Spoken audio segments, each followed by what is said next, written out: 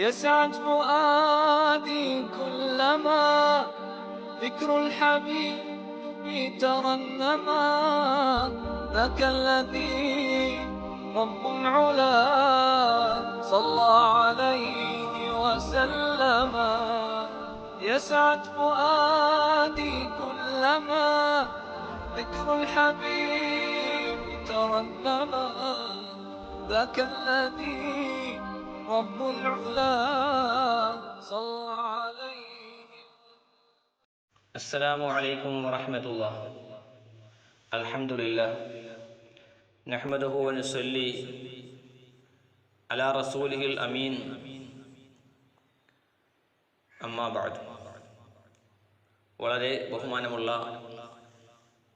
ഏറ്റവും പ്രിയങ്കരരായ സഹോദരീ സഹോദരങ്ങളെ, വിശുദ്ധ റമദാൻ മാസത്തിൻ്റെ വിടവാങ്ങൽ ഏകദേശം അടുത്തുകൊണ്ടിരിക്കുന്ന ഈ വേളയിൽ നമ്മുടെ സഹോദരങ്ങൾ പരിശുദ്ധ റമദാനിൻ്റെ നോമ്പുമായി ബന്ധപ്പെട്ടുള്ള മസലകളൊക്കെ ക്ലാസ്സുകളിൽ സഹകരിക്കുന്നു എന്നുള്ളതിൽ വളരെയധികം സന്തോഷം അറിയിക്കുന്നു. അല്ലാഹു സുബ്ഹാനഹു വ തആല നമ്മുടെ കേൾവിയെയും നമ്മുടെ പറച്ചിലിനെയും നമ്മുടെ പങ്കിടലിനെയും ഒക്കെ പരിപൂർണമായും കബൂൽ ചെയ്യുമാറാവട്ടെ. ബഹുമാനികളെ, നമ്മുടെ ഇന്നത്തെ ചർച്ചാ വിഷയം ഒരു നോമ്പുകാരൻ്റെ കുളിയെ സംബന്ധിച്ച്. അവൻ എങ്ങനെ കുളിക്കണം, എങ്ങനെ കുളിച്ചുകൂടാ, എങ്ങനെ കുളിക്കുമ്പോഴാണ് നോമ്പിൻ്റെ സാധ്യതയെ അത് ബാധിക്കുക, എന്നാൽ അതോടൊപ്പം തന്നെ ചില ജോലികളിൽ വെള്ളവുമായി ബന്ധപ്പെട്ട ചില ജോലികൾ ഏർപ്പെടുന്ന സഹോദരങ്ങൾക്ക് ആശ്വാസദായകമായ ഇസ്ലാമിക നിയമം എന്താണ് എന്നതിനെ കുറിച്ചൊക്കെ ചർച്ച ചെയ്യുന്ന ക്ലാസ്സാണ് ഇന്ന് നമ്മുടെ മുമ്പിൽ വന്നിരിക്കുന്നത്. നമുക്കറിയാം, കുളി എന്നുള്ളത് എന്താണെങ്കിലും നോമ്പുകാരനായിരിക്കട്ടെ ആകാതിരിക്കട്ടെ, കുളി എന്നുള്ളത് ആവശ്യമായ സംഗതിയാണ്. പരിശുദ്ധ ഇസ്ലാം വൃത്തിയുടെ മതമാണ്, ശുദ്ധിയുടെ മതമാണ്, പരിശുദ്ധിയുടെ മതമാണ്. അതുകൊണ്ട് തന്നെ എൻ്റെ അനുയായികളോട് വൃത്തിയുടെ കാര്യത്തിൽ വളരെയധികം ശ്രദ്ധ ചെലുത്താൻ വേണ്ടി ആവശ്യപ്പെടുന്നു. അതുകൊണ്ട് തന്നെയാണ് എല്ലാ സമയവും വുളു ഉണ്ടായിരിക്കണം, ശുദ്ധി ഉണ്ടായിരിക്കണം. വുളു നഷ്ടപ്പെട്ടു കഴിഞ്ഞാൽ ആ സമയം ഒരു ഇബാദത്ത് ഉദ്ദേശിച്ചില്ലെങ്കിൽ പോലും ശുദ്ധി ഉണ്ടായിരിക്കണം എന്ന് പറയാൻ ഉള്ള കാരണം. ഇതുപോലെ അനുയായികളോട് ശുദ്ധിയുടെ വിഷയത്തിൽ കണിശത കാണിക്കുന്ന ഒരു മതവും ഇവരെ കാണാൻ സാധ്യവുമല്ല. ഒരു നോമ്പുകാരനായ സംബന്ധിച്ചിടത്തോളം അവൻ നോമ്പുകാരനായതിൻ്റെ പേര് വിട്ടുവീഴ്ചയുമില്ല. പക്ഷേ നാം മനസ്സിലാക്കേണ്ടത്, നോമ്പുകാരൻ അവൻ ഭക്ഷണ പാനീയങ്ങൾ, വികാര വിചാരങ്ങൾ ഒതുക്കുന്നത് പോലെ, ആ വിഷയത്തെ അവൻ ശ്രദ്ധിക്കുന്നത് പോലെ, ക്ഷമിക്കുന്നത് പോലെ തന്നെ ഈ പറയപ്പെട്ട കാര്യങ്ങളിലും, നോമ്പ് മുറിയാൻ സാധ്യതയുള്ള കാര്യങ്ങളിലും, അതുപോലെ നോമ്പിന് വലിയ ഉന്മേഷം കിട്ടാൻ കാരണമായി തീരുന്ന കാര്യങ്ങളിലും ഒക്കെ ക്ഷമ അവലംബിച്ചുകൊണ്ട് കുറച്ച് ത്യാഗം സഹിക്കാൻ, പ്രതിഫല വർധനവിന് കാരണമായി തീരുന്ന കാര്യങ്ങൾ ചെയ്യാൻ തയ്യാറാകണമെന്നാണ് ഇസ്ലാം പറയുന്നത്. കാരണം വിശുദ്ധ ഇസ്ലാമിൻ്റെ മുദ്രാവാക്യം തന്നെ ത്യാഗമാണ്, കഠിനാധ്വാനമാണ്. ആ ഓരോ അനുയായികളും അത് പരിശ്രമിച്ചേ പറ്റൂ. അതിൽ വിശുദ്ധ ഇസ്ലാമിൻ്റെ ആ ത്യാഗപൂർണമായ പ്രവൃത്തികൾ ചെയ്തേ പറ്റൂ. അപ്പോൾ കുളി എന്നുള്ളത്, പ്രിയപ്പെട്ട മുഅ്മിനീങ്ങളെ, കുളി എന്നുള്ളത് നോമ്പുകാരനെ സംബന്ധിച്ചിടത്തോളം അവൻ പരമാവധി സുബഹിക്ക് മുമ്പ്, അതേപോലെ തന്നെ അസ്തമയത്തിന് ശേഷം ആക്കുക എന്നുള്ളതാണ്. പകൽ സമയങ്ങളിൽ കുളിക്കാതിരിക്കലാണ് നല്ലത്. എന്ന് മാത്രമല്ല, സൂര്യൻ മധ്യാഹ്നത്തെത്തിയ ശേഷം, ഉച്ചയ്ക്ക് ശേഷം നോമ്പുകാരനെ സംബന്ധിച്ചിടത്തോളം അവൻ പരമാവധി വലിയ ഉന്മേഷം ഉണ്ടാകുന്നൊരു സാഹചര്യം ഉണ്ടാകുന്നത് കൊണ്ട് കുളി ഒഴിവാക്കണം എന്നുള്ളതാണ്, നിർബന്ധമായ കുളി ഒഴികെ. അപ്പോൾ നോമ്പുകാരൻ അവനിക്ക് കുറച്ച് ഒരു ഉന്മേഷം കിട്ടും, ഒരു തണുപ്പിക്കൽ ഉണ്ടാകുന്നു. അത് കാരണം ഉച്ചയ്ക്ക് ശേഷമുള്ള കുളി നല്ലതല്ല എന്ന് ഫുഖഹാക്കളായ മഹാന്മാർ പറയുന്നുണ്ട്. എൻ്റെ പ്രിയമുള്ളവരെ, എന്തുമായിക്കൊള്ളട്ടെ, കുളിയുടെ വിഷയത്തിൽ കുളിക്കുമ്പോൾ നോമ്പുകാരനല്ലാത്ത വ്യക്തിയെ സംബന്ധിച്ചിടത്തോളം എങ്ങനെയും കുളിക്കാം. പക്ഷെ നോമ്പുകാർക്കൊരു എല്ലാത്തിനും ഒരു പരിധിയുണ്ട്. ചിട്ടാവട്ടങ്ങൾ കൃത്യമായിട്ട് ഉണ്ട് നോമ്പുകാരൻ എന്നതിലേ കൂടെ. അവൻ കോരി കുളിക്കണം. പരമാവധി ആ ഷാഫി മദ്ഹബുകാരനാണെങ്കിലും ശരി, ഹനഫി മദ്ഹബുകാരനാണെങ്കിലും ശരി, അവൻ കോരിയാണ് കുളിക്കേണ്ടത്. കാരണം കോരി കുളിക്കുമ്പോൾ നോമ്പ് മുറിയുന്ന കാര്യങ്ങൾ സംഭവിക്കാതിരിക്കാൻ സാധ്യതയുണ്ട്. കോരി കുളിക്കുമ്പോൾ നോമ്പ് മുറിയാനുള്ള കാരണങ്ങളാവുന്ന വായിലൂടെയോ മൂക്കിലൂടെയോ ചെവിയിലൂടെയോ വെള്ളം പ്രവേശിക്കുവാൻ സംഗതി ഉണ്ടാവുന്നില്ല. അതുകൊണ്ട് പരമാവധി കോരി കുളിക്കുകയാണ് നോമ്പുകാരൻ ചെയ്യേണ്ടുന്നത്. എന്നാൽ അതുകൊണ്ട് തന്നെ മുങ്ങിക്കുളിക്കുക എന്നുള്ള രീതി ഒഴിവാക്കണമെന്നാണ് ഷാഫി മദ്ഹബിന്റെ അഭിപ്രായം. ഈ വലിയ ശുദ്ധിക്കാരനായ ഒരു വ്യക്തി, പ്രിയമുള്ളവരെ ശ്രദ്ധിക്കണം, വലിയ ശുദ്ധിക്കാരനായ ഒരു വ്യക്തിയെ സംബന്ധിച്ചിടത്തോളം അവന് കുളി നിർബന്ധമായി എന്നതിൻ്റെ പേരിൽ, കുളി നിർബന്ധമായതുകൊണ്ട് അവൻ ഭാര്യയുമായി സംസർഗത്തിൽ ഏർപ്പെട്ടതിൻ്റെ പേരിലായിരിക്കാം, സ്വപ്നസ്ഖലനം ഉണ്ടായതിൻ്റെ പേരിലായിരിക്കാം, മറ്റെന്തെങ്കിലും വഴിയിൽ, അതിപ്പോൾ ഹറാമായ വഴിയിലാണെങ്കിലും ശരി, എന്ത് വഴിയിലാണെങ്കിലും കുളി നിർബന്ധമാണല്ലോ. നമസ്കാരം പോലെയുള്ള, ഖുർആൻ പാരായണം പോലെയുള്ള, തവാഫ് പോലെയുള്ള, പരിശുദ്ധ ഖുർആൻ സ്പർശിക്കൽ പോലെയുള്ള, അതുപോലെയുള്ള ഇബാദത്തുകൾ, പള്ളിയിൽ കയറാൻ പോലെയുള്ള കാര്യങ്ങൾ ചെയ്യണമെങ്കിൽ എന്താണ് കുളിച്ചേ പറ്റൂ. നോമ്പിനെ അത് ബാധിക്കില്ലെങ്കിൽ തന്നെയും നിർബന്ധമായിട്ടുള്ള ഇബാദത്തുകളും മറ്റ് കാര്യങ്ങളും ചെയ്യാൻ അവൻ കുളിക്കണം. അപ്പോൾ അവൻ കുളിക്കുമ്പോൾ അവൻ എന്താണ് ശ്രദ്ധിക്കേണ്ടത്? പരിശുദ്ധിക്കാരനായ നിലയിൽ നിർബന്ധമായി കുളിക്കുമ്പോൾ പോലും അവൻ എന്ത് വേണം? കോരി കുളിക്കണം. അങ്ങനെ കോരി കുളിക്കുമ്പോൾ അവൻ്റെ ചെവിയിലോ അവൻ്റെ മൂക്കിലോ അവൻ്റെ വായിലോ വെള്ളം വീണാൽ, എന്തായാലും ചെവിയിലാണ് വെള്ളം വീഴാനുള്ള സാധ്യത, ചെവിക്കകത്തേക്ക് വെള്ളം പ്രവേശിച്ചു കഴിഞ്ഞാൽ അതറിയാതെയാണല്ലോ, നോമ്പ് മുറിയില്ല. നോമ്പ് മുറിയില്ല. ഷാഫി ഹനഫിയൊക്കെ വീക്ഷണം അത് തന്നെയാണ്, നോമ്പ് മുറിയില്ല എന്ന് തന്നെയാണ്. കാരണം അവൻ കോരിയാണ് കുളിച്ചത്, അവൻ നിയമം അനുസരിച്ചു. എന്നാൽ സുന്നത്തായ കുളി കുളിക്കുന്നവനാണ് എങ്കിൽ, അല്ലെങ്കിൽ ഒന്ന് തണുപ്പിക്കാൻ വേണ്ടിയുള്ള കുളി കുളിക്കുന്നവനാണ് എങ്കിൽ, അവനെ സംബന്ധിച്ചിടത്തോളം അവൻ കോരി കുളിക്കുമ്പോഴാണെങ്കിലും അവൻ്റെ ചെവിയിൽ വെള്ളം കയറി കഴിഞ്ഞാൽ നോമ്പ് നഷ്ടപ്പെട്ടു പോകുന്നുള്ളതാണ്. ഇതാണ് ഷാഫി മദ്ഹബ്. തീർന്നില്ല. അപ്പോൾ മുങ്ങിക്കുളിക്കുമ്പോഴോ ചോദ്യം വരും, മുങ്ങിക്കുളിക്കുമ്പോൾ എന്താണ് ചെയ്യുക? മുങ്ങിക്കുളിക്കാൻ പാടില്ല. ഷാഫി മദ്ഹബ് പ്രകാരം ഒരുത്തൻ പകലാണെങ്കിൽ, നോമ്പിന് തുടക്കമാവട്ടെ ഒടുക്കമാവട്ടെ, ഏത് സമയത്തും മുങ്ങിക്കുളിക്കാൻ പാടില്ല എന്നുള്ളതാണ്. കാരണം മുങ്ങിക്കുളിക്കൽ സ്വാഭാവികമായിട്ടും ഈ പറയപ്പെട്ട ദ്വാരങ്ങളിലൂടെ വെള്ളം പ്രവേശിക്കാനുള്ള സാധ്യതയുണ്ട്. അപ്പോൾ നോമ്പ് മുറിയാൻ കാരണമായി തീരുന്ന സംഗതികളെ പോലും അതിൽ പെടാതെ സൂക്ഷിക്കണമെന്നാണ് ഷാഫി മദ്ഹബിന്റെ അഭിപ്രായം. അതിനാൽ നോമ്പുകാരൻ മുങ്ങിക്കുളിക്കാൻ പാടില്ല.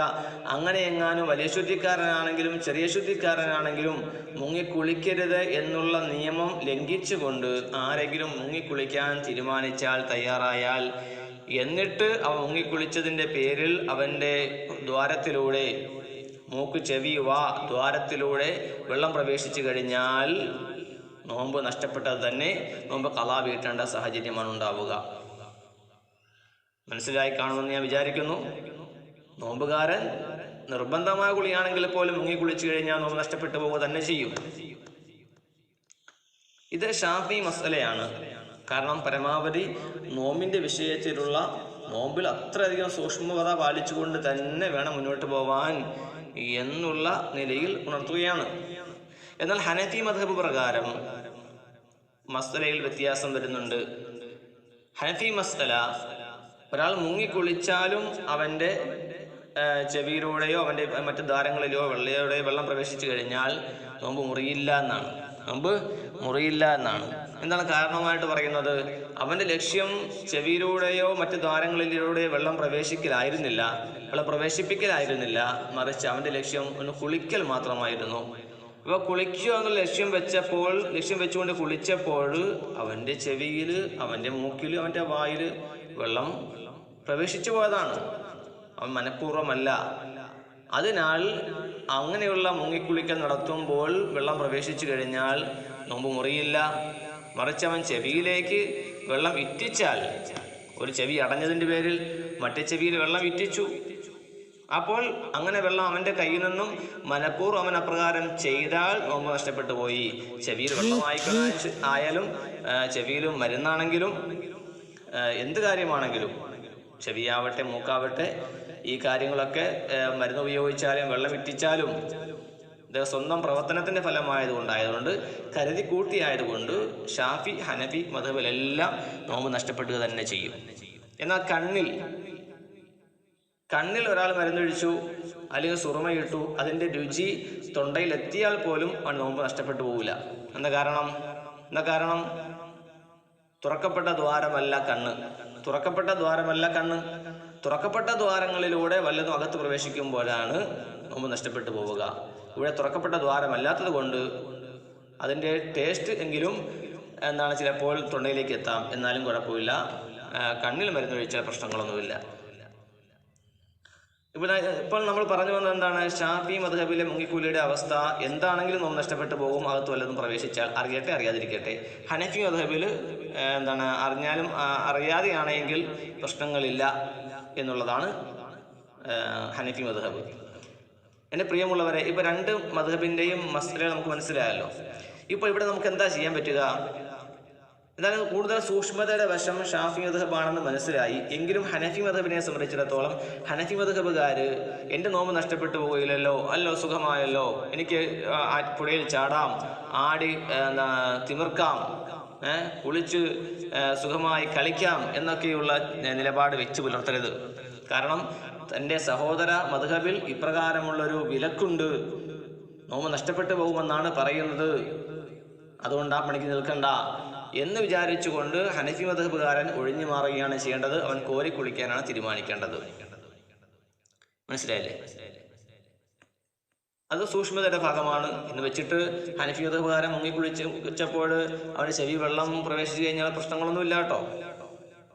ഇനി ഷാഫി മദ്ഹബുകാരനാണെങ്കിൽ തന്നെയും അവൻ മുങ്ങിക്കുളിച്ചു, പക്ഷെ അവൻ സാധാരണ നിലയിൽ അവന് ചെവിയിലോ മൂക്കിലോ വെള്ളം പ്രവേശിക്കാറില്ല, എത്ര പ്രാവശ്യം കുളിച്ചാൽ പ്രവേശിക്കാറില്ല. പക്ഷെ അവൻ കുളിച്ചപ്പോഴും ഇത് പ്രവേശിച്ചു പോയി. എങ്കിലും അവനിക്ക് നോമ്പ് ഖളാ വീട്ടേണ്ട ആവശ്യമില്ല. ഹനഫി മദ്ഹബ് അനുസരിച്ച് അവന് അമൽ ചെയ്യാൻ കുഴപ്പമൊന്നുമില്ല. പക്ഷെ എങ്കിലും എല്ലാത്തിനും ഒരു രീതി ഉണ്ടല്ലോ. സൂക്ഷ്മതയുടെ ഭാഗം അവൻ പരമാവധി ആ പണിക്ക് നിൽക്കാതിരിക്കലാണ് വേണ്ടത്. എൻ്റെ പ്രിയപ്പെട്ടവരെ, ഇങ്ങനെയൊക്കെയാണ് ഷാഫി ഹനഫി മദ്ഹബിൻ്റെ വീക്ഷണങ്ങൾ. എന്തായാലും അൽഹംദുലില്ലാ, ഈ മദ്ഹബിൻ്റെ ഇടയിലുള്ള അഭിപ്രായ വ്യത്യാസം ഈ സമുദായത്തിന് വളരെ വലിയ അനുഗ്രഹമാണ്. അത് അനുഗ്രഹമാണെന്ന് മനസ്സിലാക്കണമെങ്കിൽ ഈ പറയാൻ പോകുന്ന കാര്യം കൂടെ ശ്രദ്ധിക്കണം. അതായത് നമുക്കറിയാം, വെള്ളവുമായി ബന്ധപ്പെട്ട് ജോലി ചെയ്യുന്ന സഹോദരങ്ങൾ, തൻ്റെ ഉപജീവന മാർഗം വെള്ളവുമായി ബന്ധപ്പെട്ടാണ്. അതായത് ഉദാഹരണം പറഞ്ഞു കഴിഞ്ഞാൽ മണൽ വാരുന്ന സഹോദരങ്ങളുണ്ട്. പുഴയിൽ നിന്നും മണൽ വാരുന്ന, തോട്ടിൽ നിന്നും മണൽ വാരുന്ന സഹോദരങ്ങൾ, അവരുടെ ഉപജീവന മാർഗം തന്നെ ഭാര്യ മക്കളെ പോറ്റണമെങ്കിൽ അവർ വെള്ളത്തിൽ മുങ്ങിയേ പറ്റും. വിശുദ്ധ റമളാൻ മാസമാണ്, 29-30 ദിവസം നോമ്പ് അനുഷ്ഠിക്കണം. അപ്പോൾ താൻ വെള്ളത്തിൽ മുങ്ങിക്കഴിഞ്ഞാൽ തൻ്റെ നോമ്പ് നഷ്ടപ്പെട്ടു പോകും എന്ന് മനസ്സിലാക്കിയിട്ട് കൂടുതൽ പടച്ചവനെ ഭയമുള്ള ആൾക്കാരെന്ത് ചെയ്യും? നോമ്പിനെ പ്രാമുഖ്യം കൽപ്പിക്കും, മുങ്ങൽ വേണ്ടാന്ന് വെക്കും, പണി വേണ്ടാന്ന് വെക്കും. അപ്പോൾ എന്ത് സംഭവിക്കും? കുടുംബം പട്ടിണിയാവും, അരപ്പട്ടിണിയാവും, അല്ലെങ്കിൽ മുഴുപട്ടിണിയാവും. മറ്റുള്ളവൻ്റെ മുമ്പിൽ ഒച്ചാണിച്ച് നിൽക്കേണ്ട സാഹചര്യങ്ങൾ വരും. വേണ്ട, അതിലേക്ക് കൊണ്ടെത്തിക്കേണ്ട. അതിനാണ് മദ്ഹബ്. അപ്പോൾ അവൻ ചെയ്യേണ്ടത് എന്താണ്? ഇപ്രകാരം അവൻ ഷാഫി മദ്ഹബുകാരനാണെങ്കിൽ പോലും ഹനഫി മദ്ഹബിൻ്റെ മസ്അല മനസ്സിലാക്കി മുങ്ങുമ്പോൾ വെള്ളത്തിൽ മുങ്ങിയാൽ ചെവിയിൽ വെള്ളം പ്രവേശിച്ചാലും കുഴപ്പമില്ല, നോമ്പ് നഷ്ടപ്പെട്ടു പോവുകയില്ല. മൂക്കിൽ വെള്ളം കയറിയാലും കുഴപ്പമില്ല, നോമ്പ് നഷ്ടപ്പെട്ടു പോവുകയില്ല എന്നുള്ള ആ മസ്അല അനുസരിച്ച് അവന് മുന്നോട്ട് പോവാം. അവന് നോമ്പും കിട്ടും, അവൻ്റെ ജോലിയുടെ ഫലമായുള്ള സമ്പത്ത് കിട്ടും. ഇത് മണൽ വാരുന്ന സഹോദരങ്ങൾക്ക് മാത്രമല്ല, മത്സ്യബന്ധനവുമായി ബന്ധപ്പെട്ട് മുന്നോട്ട് പോകുന്ന സഹോദരങ്ങളുണ്ട്. അത് പുഴയിലാണെങ്കിലും ശരി, പുഴയ്ക്ക് കുറുകെ വല വീശിക്കൊണ്ട് വെള്ളത്തിനടിയിലൂടെ ചെന്നിട്ട് പണികൾ ചെയ്യുന്ന സഹോദരങ്ങൾ,